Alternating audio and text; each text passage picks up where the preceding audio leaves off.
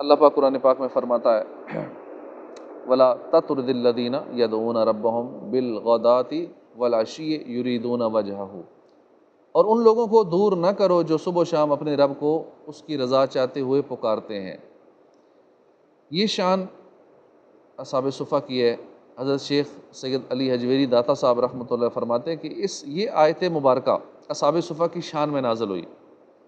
روایت میں ہے کہ ایک مرتبہ غیر مسلموں نے دیکھا کہ پیارے محبوب صلی اللہ علیہ وسلم کے گرد غیر مالدار صحابی حاضر ہیں۔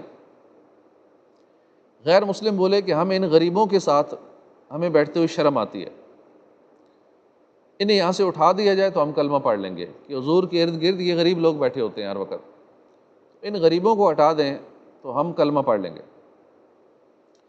غریبوں کے آقا، بے کسوں کے داتا صلی اللہ علیہ وآلہ وسلم نے اس مطالبے سے صاف انکار فرما دیا۔ اس پر یہ آیت کریمہ نازل ہوئی۔ فرمایا اے محبوب صلی اللہ علیہ وآلہ وسلم، وہ خوش نصیب نیک دل مسلمان جو صبح و شام اللہ پاک کو پکارتے ہیں، عبادت کرتے ہیں، صرف اور صرف اللہ پاک کی رضا کے طلبگار رہتے ہیں، انہیں اپنے سے دور مت فرمائیے۔ جو تیرا ہو گیا خدا کا ہوا، جو خدا کا ہوا ہوا تیرا، حوصلے کیوں گھٹیں غریبوں کے، ہے ارادہ بڑا ہوا تیرا۔ ان صحابہ کرام کی شان میں اللہ پاک مزید فرماتا ہے، اور جب آپ کی بارگاہ میں وہ لوگ حاضر ہوں جو ہماری آیتوں پر ایمان لاتے ہیں تو ان سے فرماؤ تم پر سلام، تمہارے رب نے اپنے ذمہ کرم پر رحمت لازم کر لی ہے۔ یعنی اے محبوب صلی اللہ علیہ وسلم، یہ پاک لوگ جو ہماری آیات پر ایمان لائے ہیں، جب یہ آپ کی خدمت میں حاضر ہوں تو آپ ان کی عزت افزائی کیجیے، ان کے ساتھ سلام میں پہل کیجیے، اور انہیں یہ خوشخبری سنا دیجیے کہ اللہ پاک نے فضل کرتے ہوئے اپنے ذمہ کرم پر رحمت لازم کر لی۔ حضرت خباب فرماتے ہیں اس آیت مبارکہ کے نازل ہونے کے بعد پیارے آقا صلی اللہ علیہ وسلم ہمیں اتنے زیادہ قریب ہونے کا شرف عطا فرمایا کرتے تھے کہ ہمارے گھٹنے پیارے آقا کے گھٹنوں کے ساتھ لگ جایا کرتے تھے۔ جب تک بکے نہ تھے کوئی پوچھتا نہ تھا، آپ نے خرید کر ہمیں انمول کر دیا۔ ایک مقام پر اللہ پاک نے فرمایا اور اپنی جان کو ان لوگوں کے ساتھ مانوس رکھ جو صبح و شام اپنے رب کو پکارتے ہیں، اس کی رضا چاہتے ہیں، اور تیری آنکھیں انہیں چھوڑ کر اوروں پر نہ پڑیں۔ یہ آیت کریمہ بھی اصحاب صفہ کی شان میں نازل ہوئی۔ یہاں اللہ پاک نے اپنے محبوب کو دو حکم ارشاد فرمائے، وَاصْبِرْ نَفْسَكَ، یعنی اے پیارے محبوب صلی اللہ علیہ وسلم خود کو اصحاب صفہ کے ساتھ مانوس رکھیے، وَلَا تَعْدُ عَيْنَاكَ عَنْهُمْ، یعنی اپنی مقدس مبارک نگاہیں ان سے مت ہٹائیے۔ سبحان اللہ، اصحاب صفہ کی قسمت پر سو جان سے قربان، کیا نصیب پایا ہے۔ اعلیٰ حضرت لکھتے ہیں جس طرف اٹھ گئی دم میں دم آ گیا، اس نگاہ عنایت پہ لاکھوں سلام۔ یہ نگاہ مصطفیٰ کا کمال ہے کہ جس طرف اٹھ جائے مردوں میں جان ڈال دیتی ہے، بگڑیاں سوار دیتی ہے۔ ہم سے نکمے ترستے ہیں کہ کاش وہ زندگی بخش نگاہ ایک لمحے کو نصیب ہو جائے تو نسلیں سنور جائیں، دو جہاں کی کامیابیاں ہمارے قدموں میں ہوں۔ ادھر اصحاب صفہ کے نصیب دیکھیے کہ رب کائنات فرماتا ہے اے محبوب ان سے نگاہ مت پھیریے، یعنی انہیں اپنے نگاہوں میں رکھا کیجئے۔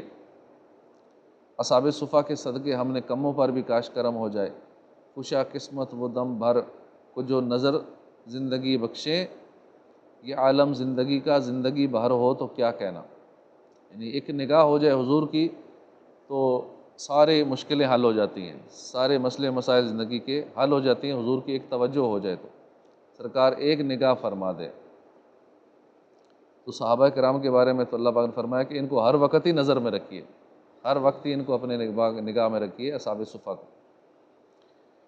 یہ بھی غور فرمائیے، رب کریم نے فرمایا وَاصْبِرْ نَفْسَكَ، یعنی اے پیارے محبوب خود کو اصحاب صفہ کے ساتھ مانوس رکھیے۔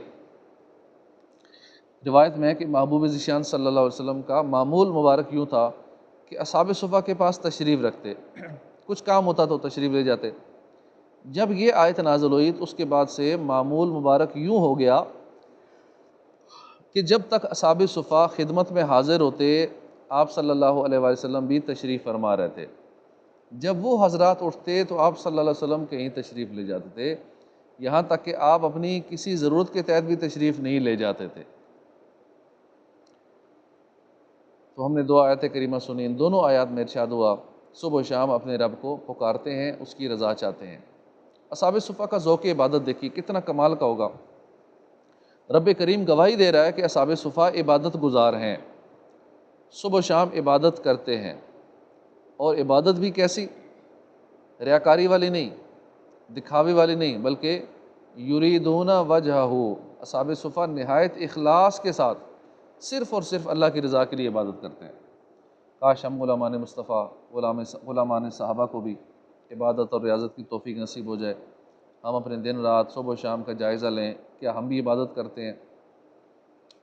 ہمارے دن رات تو فضولیات میں گزر جاتے ہیں۔ اگر ظاہری نعمتوں کو دیکھا جائے تو اصحاب صفہ دنیا سے بے نیاز تھے، زہد والے تھے۔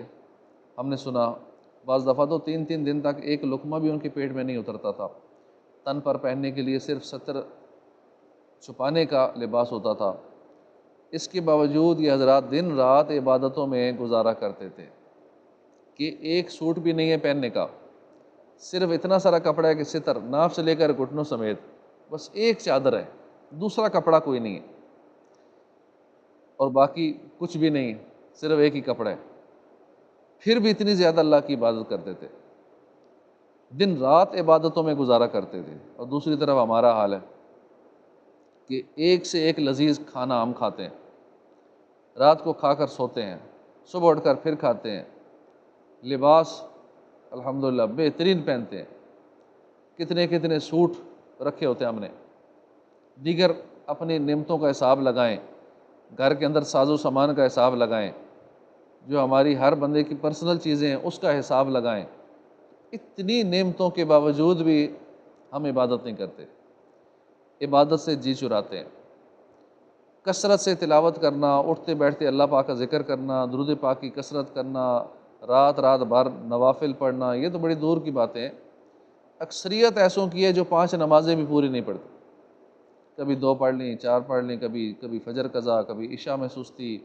یہ بھی ان لوگوں کا حال ہے جو دین کی طرف رغبت رکھتے ہیں، ورنہ لاکھوں لاکھ تو ایسے ہیں جو مسجد میں ہی نہیں آتے۔ یہ ان کا حال ہے جو مسجد میں آتے ہیں کبھی کبھی، یہ ان کی حالت ہے کہ کبھی آئے کبھی نہ آئے، کبھی 1 پڑھی، کبھی 2، کبھی 4، کبھی فلانی نماز چھوڑ دی، کبھی یہ چھوڑ دی۔ تو لاکھوں لاکھ تو مسجد میں نہیں آتے، بالکل نماز نہیں پڑھتے۔ کاش اصحاب صفہ کا ہمیں فیضان نصیب ہو، کاش ہم بھی صبح و شام دن رات اللہ اللہ کرنے والے، ذکر و درود پڑھنے والے، نیک عبادت گزار بن جائیں۔